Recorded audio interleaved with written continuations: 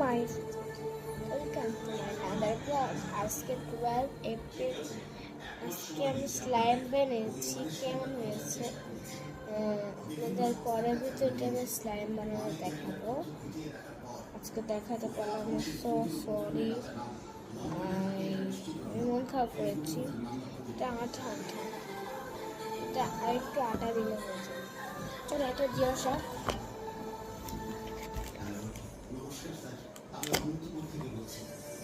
আমি আটা দিব দিচ্ছি, আপনারা বলতেছেন আটা না দিলে হবে না, সফট হয়ে গেছে তাই অনেক পানির দিয়েছি। যদি স্লাইম না সফট হয় তাহলে কী হবে জানেন? সুন্দর হবে, অনেক সফট হয়েছে। একটু দাঁড়ান।